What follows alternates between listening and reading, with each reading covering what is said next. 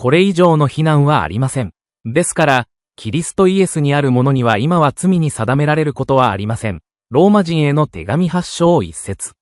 シャローム、主イエスキリストの愛する友よ。パウロがアンティオキアで説教したとき、こう言いました。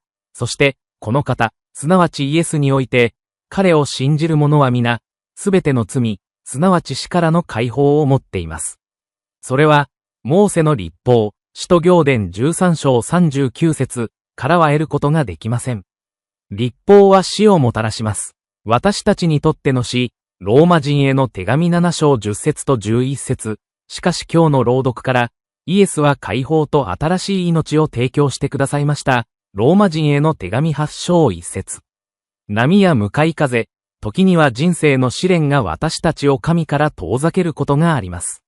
私たちが人生の目標と方向性を続ける前に、インターネットソリューション、インソルのクリスチャンス・ハルト氏を招待し、時代を代表する美しい家族、ケシア、バハテラカシへの賛美とともに次のような賛美を伝えていただきます。波の中で、そして試練の波、ほとんど道に迷ってしまった自分の人生の方向性、船のように、いつもあちこちに振り回されて彼の愛を期待しながら、まるでそれができなかったかのように、イエスは注意してください。みんなの人生、傷ついたものは修復され、大きな愛情を込めて、イエスは注意してください。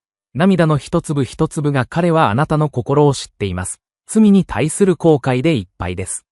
私の意見では、たとえ私がチェスをプレイするのが上手ではないとしても、チェスのゲームには、人生のチェス盤から交代することはできないという美しい哲学があります。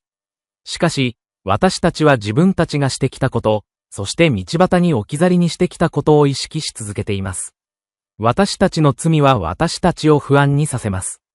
罪や間違いは良いことであり、過去を修復し、悔い改め、許してもらえることを心から願うように私たちを勇気づけてくれます。だからこそ、イエスを信じる人は、旧約聖書と新約聖書の両方にある神のメッセージに感謝することができます。私たちは過去に何かをしたことを心配していますか？喜んでください。ミカ書7章19節で、神は私たちの罪をすべて海の深みに投げ込んだと約束されています。私たちはまだ罪のことを心配しているのでしょうか？喜びなさい。私はもう彼らの罪や間違いを覚えていません。ヘブライ人への手紙10節17節。そして私は、風に吹き飛ばされた霧のように、あなたの反抗的な罪をすべて、吹き飛ばされた雲のように、あなたのすべての罪を一掃しました。イザヤ書44節22。信仰を持ち、神に許しを求めてください。私たちの過去は神によって本当に忘れられています。東が西から遠いように、神はこれまで私たちの罪を私たちから取り除いてくださいました。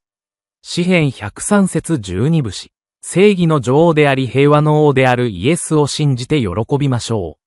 アーメン。今日のインスピレーション。神の許しは失望の束縛から私たちを解放します。